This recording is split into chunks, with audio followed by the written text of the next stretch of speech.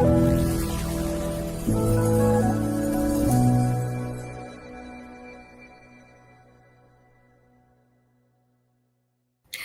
good evening, and a very warm welcome to all the viewers of Bharat FM Bharat TV.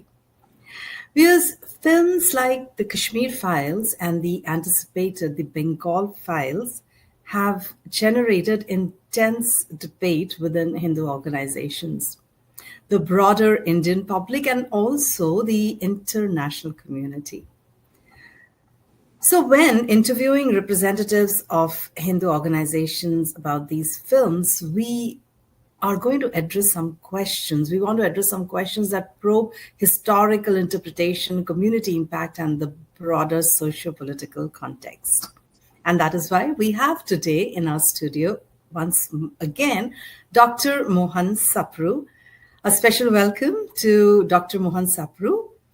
He's a neuroscientist by profession, US coordinator for Global Kashmiri Pandit Diaspora, GKPD, key strategist and contributor for production of the Kashmir Files movie, and also Kashmiri Hindu human rights activist. And we also have with us Paro Sarkar, the project lead in Hindu Action for the Genocide of Hindus in Bangladesh. She has been the pioneer of many congressional briefings. She has been diligently working towards the recognition of the genocide to offer some semblance of justice to the victims. A very warm welcome to both of you. Thank you. So let me start with you, Dr. Sapru. How do you view the role of the Kashmir Files in shaping public understanding of the exodus of Kashmiri Pandits? Do you believe the film presents an accurate and balanced account of these events? Yeah, absolutely. Kashmir Files was factually based. But before I get to the movie part of it, let me get to the background part of it. The fundamental problem which has happened in India in general is that the history of India has been distorted, and what we were taught as history was either the distortion or in certain cases deletions of some of the important events. And it's really a very encouraging thing that we have some filmmakers now trying to put a focus on some of the most important, in some cases traumatic, historical experience and events. And Kashmir Files, as well as there are other movies as well, which we have tried to do that.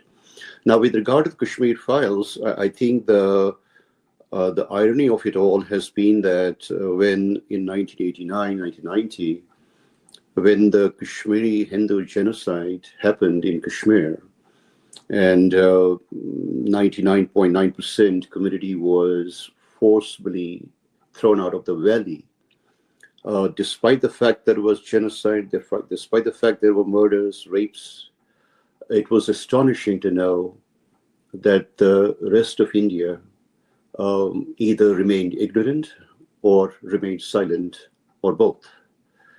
And there was a kind of, I would say, a muted silence from the journalists in India, from the judiciary in India, from the general public in India, that while this was happening, majority of the people were not either informed about it or didn't know about it, or in some cases did know about it and still stayed silent. So this dark chapter of so-called secular democratic India, in my view, is a scar on the democratic institutions of India. But there was nobody who had ever focused on that. And in that sense, Kashmir Files came along, where the art of making the movie was somewhat different in the case of Kashmir Files, because I can say that because I was personally involved with the movie right from its inception. Not only necessarily in some kind of advisory role, but much more because I was one of the victims, or one of my family was one of the victims in the process. And to the credit of of the movie director Vivek Agnihotri. I think what he did in this case, along with Pallavi Joshi, was to really go to the families of victims of Kashmiri genocide, wherever they existed. It is not only in India. They went to different parts of India. They went to England. They came to US. They went to Canada. Anywhere. And their style and their approach was not to have any kind of formal interviews, but what they really were, they would just come to the family, stay there, talk there, casually talk about, and try to extract as much information about the events and what really happened from the people who were truly the victims of it. So every dialogue, every scene, every situation which has been picturized in Kashmir Files is based on the actual incidents and events and tragedies in Kashmir. In fact, I would say that it was much more of a sanitized version, because you can't put everything in within one movie, and you have to worry about censor, so you cannot show all the brutalities which really happened. But to sum up my answer to your question, that every line, every dialogue, every scene, every situation in Kashmir Files was factual. I know it not because I have to hear from someone else, because my family, my relatives, my community have been the direct victims of it. And lastly, just want to mention that for many of the people who really wanted to have who tried to critique the movie in terms of propaganda war and all that, I think they were silenced when subsequently the movie director and producer, they streamed actually a documentary called Kashmir Files Unreported, which was streamed a few years earlier on, I think, Z's 5. Mm-hmm. And that was the actual raw interviews of the victims of Kashmir Files people. Mm-hmm. And I think that was something which really sealed it for many of the people who really wanted to sanitize what happened in Kashmir, or try to paint Kashmir Files as some kind of propaganda and try to relate it. And when they saw the raw footage of people who really are the victims, I think it changed quite a bit of narrative about that. Dr. Sapru, even when you speak about this after so many decades, and even after watching the movie Kashmir Files, still that the what should I say? The deafening silence, the horror, the chilling horror of that movie. I can still feel it in my stomach, in my bones, and some of the terminologies that you use, like distorted history, muted voices, the distance which the way people were distanced from the people of India, the rest of the India were distanced from the actual occurrences in the Kashmir Valley, and how the majority of the people, actually, they didn't even know about it. You just mix it all together, and we see another, just the same template in another state, which is Bengal, Bangladesh, Bengal. So my next question is to you, Paroji.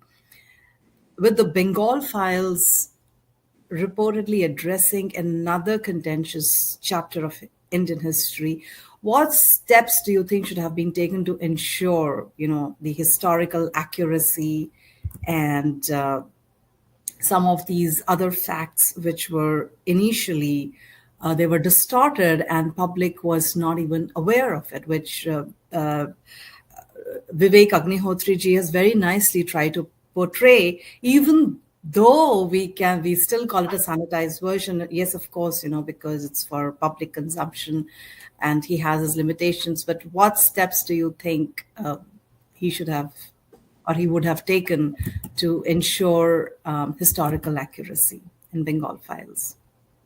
So personally, I haven't watched the movie yet. The premiere in Houston is tomorrow. I have been watching the reactions of folks who have already had the privilege of watching history being told to them in a manner that it wasn't ever before. I want to make sure that we break the shackles that bind us. Our silence is a permission of violence, a pattern of violence to keep repeating. With all due respect to Gandhiji, while he brought about transformation in the art of resistance towards the colonialists, he was also a idealist, and the Bengali Hindus paid for that idealism. In his mind, there was this utopia of Hindu-Muslim brotherhood that unfortunately was founded on a subservient Hindu population. Nonviolence was drilled into us during the independence movement as some sort of a virtue. And we lost all ability, all will to defend ourselves when we were faced with genocide.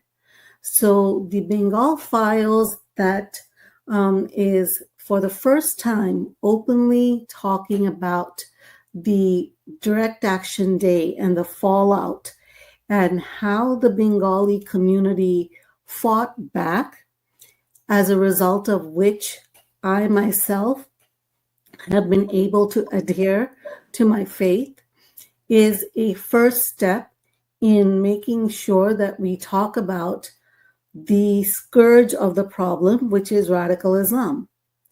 And that problem cannot be shoved under the carpet.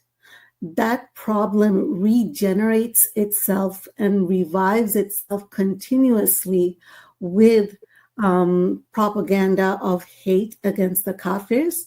And the only way to neutralize that is to be armed with the truth, to face up to the fact that every time that we have submitted ourselves to the utopia of a communally harmonious society, it's the Hindus that have suffered and the radical Muslims that have taken advantage of the situation. So I don't think we can, beat around the bush and tippy-toe around the crux of the problem that has been a curse on Hindustan since the first invasions and was worsened through the partition. Very true, Paroji. I did watch the movie, and there was one dialogue in that movie which did hit me. Now that you are talking about nonviolence, it just came to my mind that there was a scene where there was this fire, and there were probably a few hundred Hindus who were caught inside. I think it was something like a warehouse, and there were only a handful of the terrorists, the radicals, the Islamic radicals were there, and they had some. I think they had guns, or they had some things to light fire, and the lead character, the lead actress, she did say that, hey, they are barely 5 or 6 people and we are like maybe 400-500. Why can't we just grab them, or why can't we just defeat them? Why do we have to be running scared? And the Hindu population just did not have the courage to just face these guys. I mean, yes, we could have lost some lives, but then again, in front of so many hundreds of them, I don't know how many of them would have been able to just run away if these many people would have tried to overpower these 4 or 5 terrorists. So I do not know if Dr. Sapru, the same holds true for the Kashmiri Pandits, because I know that no matter what happened, not a single Kashmiri Pandit has ever even thrown a stone at anyone, no matter how badly they were treated. They have never given back the same way. So one way we can also argue and say that, look where the Kashmiri Pandits are today. They have worked hard, they have studied, they are, there are people like Dr. Mohan Sapru is a neuroscientist, and they have inspired the world. They have inspired, and where are those people who caused all these atrocities? So that is one way to look at it, but I would like to know, Dr. Sapru, what are your thoughts on what Parvati just said on non-violence? There's a very intriguing question and topic that you both touched upon. Let me try to put a concise situational picture of that. Unlike in other places in India, I think a lot of people forget that Kashmir, or Jammu and Kashmir as a state, that time state, or Kashmir as a province, had Hindus in microscopic minority. They didn't begin there, but that's where they ended.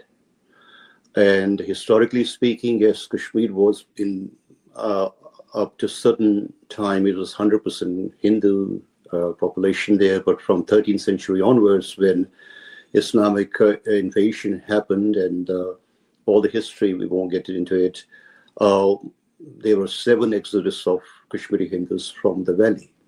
And so you're talking about that by the time we are talking in 1947, or even I would say 1988, 89, you're almost 90%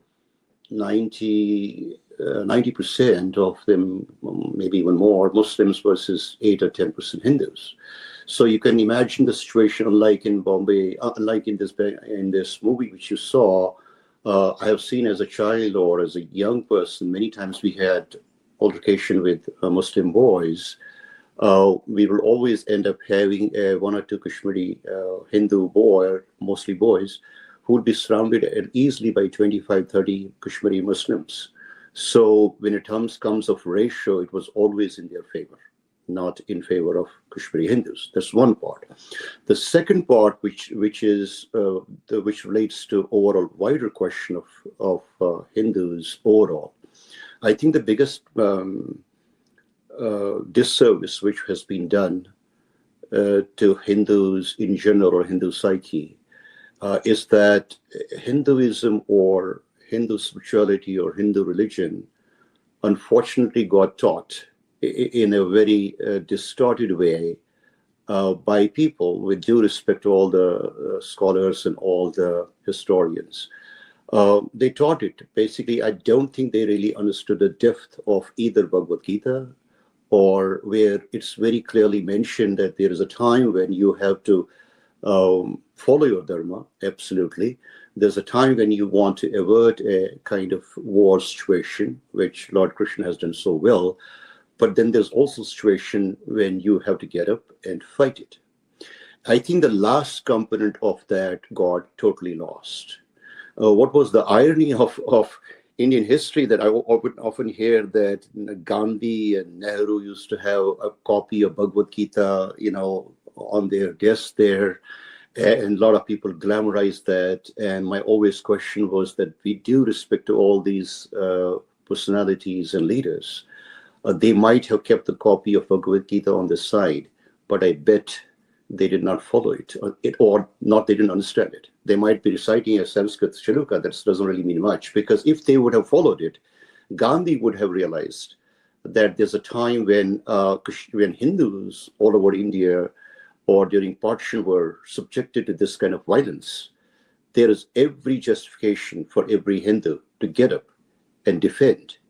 Not only defend in defensive, but even go in an offensive to attack. And that lesson was totally lost. So that became one part of the problem. The second part of the problem was that, again, which is also, it's still being taught rather wrongly to our children, or in my generation or previous generation, that Hindus believe that all religions are same. Absolutely a distorted version or understanding of that. What really, if you really look at the Vedanta in general, won't get into too much detail about it. If you really look at the science and philosophy of Vedas in general, or Vedanta, or even for that matter, Shaivism and other tantric traditions we have, I think it's pretty clear that what's always talked about is that all religions are not same. However, we must respect all religions. It's a very important distinction to be made. People seem to lose that. But when we say all religions are not same, however, we should respect all of the religions, which is purely a very natural statement. For example, I say I'm an animal lover, but I do recognize an elephant is different from a dog. I don't have to say dog and elephant is same and that's why I respect them. No, I would say dog and elephants are different. However, I love them both as animals. Similar in this case of religions, that yes, they have to be all respected. However, they're not equal, they're not same. Not equal in terms of any kind of superiority, inferiority. I'm not referring to that at all. There's no, what really means that their emphasis, their philosophies, their approaches, their dharma, their practices are different. Now, I think we have to be honest in understanding that. However, what really happens is that there are some faiths in which there may be a religiously sanctioned component of hating the one who doesn't follow your faith. And we all know in radical Islam, they have followed it very well when they categorize anybody other than a person of Muslim faith as kafir. And there's no secret about many of us who have read it and who have listened to a lot of commentaries from their scriptures, that it's pretty much clearly mentioned that, that kafirs are unholy, they need to be converted, or killed, and so on and so forth. Now, when you have a situation like that, this is not to say that we have to hate every Muslim, absolutely not. As a Kashmiri Hindu, I know that I value human life a lot. Despite the fact that our community was subjected to genocide and forced exodus, it's really remarkable that not a single Kashmiri Hindu became a terrorist. Mm-hmm. And since we are talking about cinema today, you will have many of the Hindi cinema or Bollywood, or for that matter, even regional cinema directors and producers and writers. Mm-hmm. They will try to convince the audience saying that, the only reason why such and such became terrorists is because he or she was subjected to such and such thing. And that's why they became terrorists. And I think most of the people really buy that kind of, narrative. But if you really look at objectively, if you look at scientifically, this is an in sort of inaccurate correlation. There are many people who are poor in the world, including India, let's say Bihar and many of the states. Not all of them have come up and become terrorists. And in fact, many of the Muslim radical terrorists happen to be not poor. They happen to be pretty well off. We have the examples even of Bin Laden and all that who are very, very well off. And then also the same thing happens too, is that, yes, there's not link of that. What really it is this what's in your DNA, by DNA of your spirituality.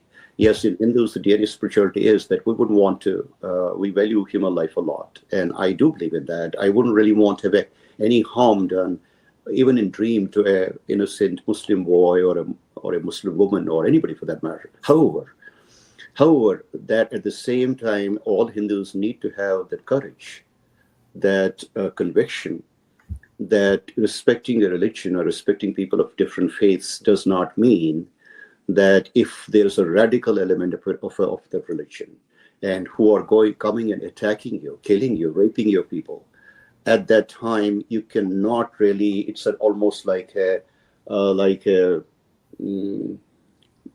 lack of understanding and lack of your convictions if you don't get up and defend yourself and attack and save yourself and also inflict what needs to be inflicted to save a situation. Again, it's really irony that I don't know why most Hindus have missed it. I have small children come sometimes in here, and even they tell me that why are all Indian gods and goddesses always have some kind of, they carry a weapon of one or the other type. And it's really irony that even children here can say that. And it was irony that somehow it got lost to us that, yes, we have fought adharma all along. If for those people who want to get into more into religious part of it, there has never been a time when we didn't have asuras to deal with, when we didn't have to fight it. But I think that something got lost. The Kshatriya element got lost in our Hindus, and I think we have paid a very heavy price for that.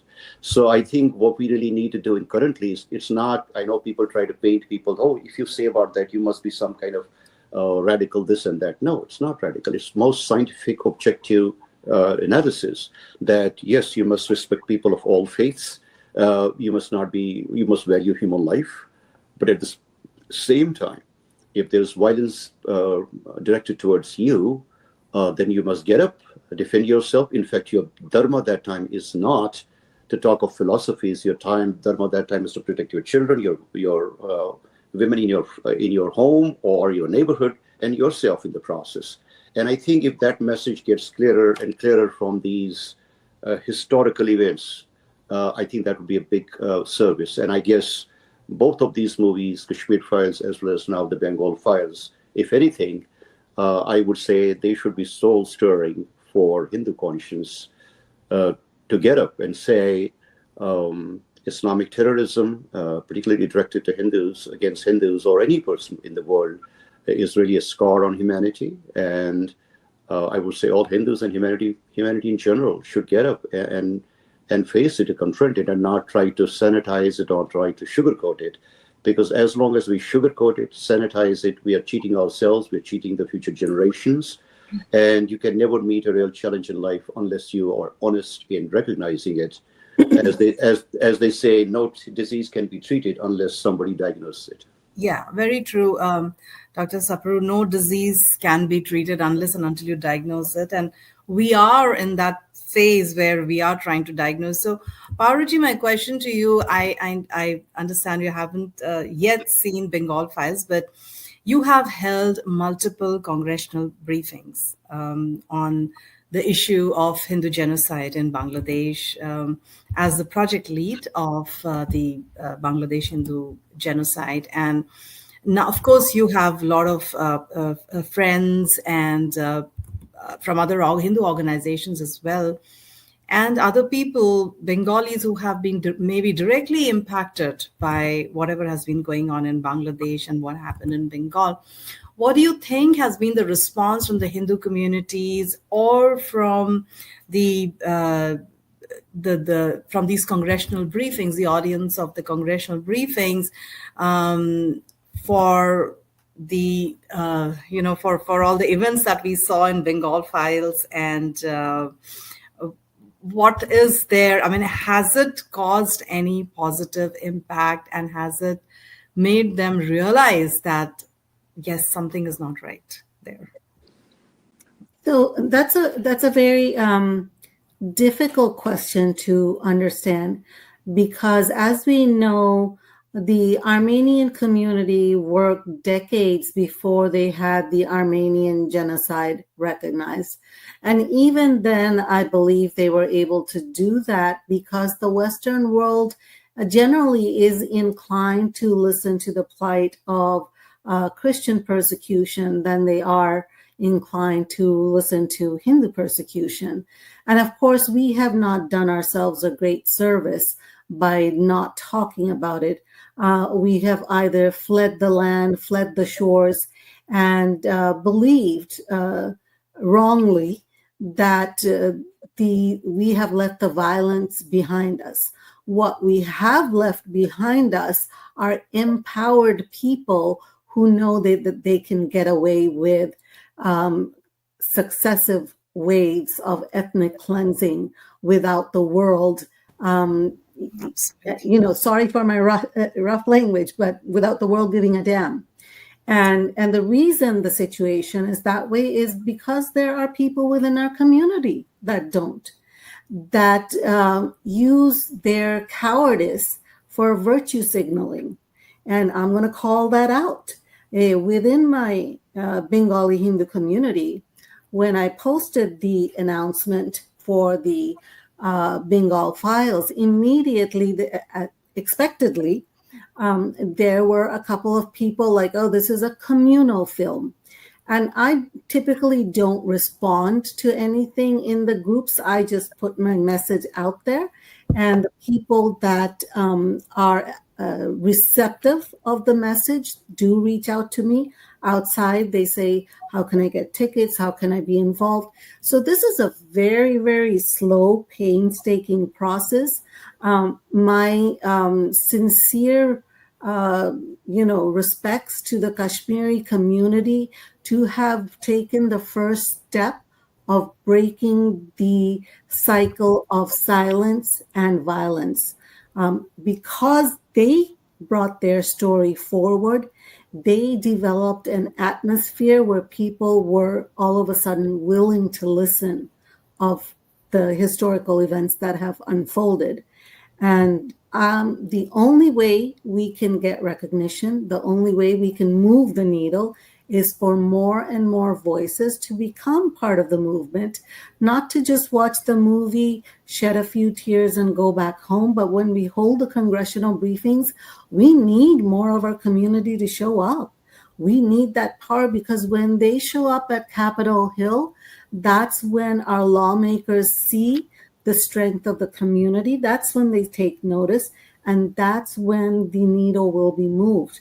But if we are still uncomfortable and we say things like, well, I'm just going to support you from behind, this is not the time. It's because of our inaction. We are currently seeing what's happening in Bangladesh, which is another wave of ethnic cleansing and erasure against the Hindu community.